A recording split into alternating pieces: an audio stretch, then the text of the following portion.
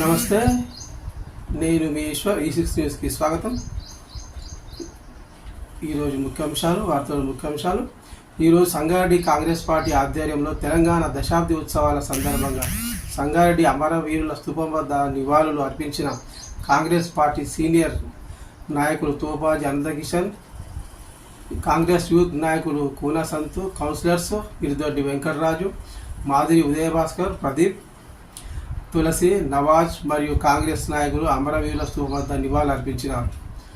మరి అదేవిధంగా బైపాస్ నందుగల కాంగ్రెస్ జిల్లా ఆఫీసులో మున్సిపల్ చైర్పర్సన్ బొంగుల విజయలక్ష్మి జెండా ఎగురవేసి జాతీయ గీతం ఆలపించారు. ఈ కార్యక్రమంలో కాంగ్రెస్ సీనియర్ నాయకులు తోపాజీ అనంతకిషన్, సంగారెడ్డి పట్టణ అధ్యక్షులు జార్జి, కౌన్సిలర్ ఉమామహేశ్వరి, ఉదయభాస్కర్, నాగరాజు, గడ్డం సరిత, తులసిరామ్, కాంగ్రెస్ నాయకులు పాల్గొని నివాళులు అర్పించారు.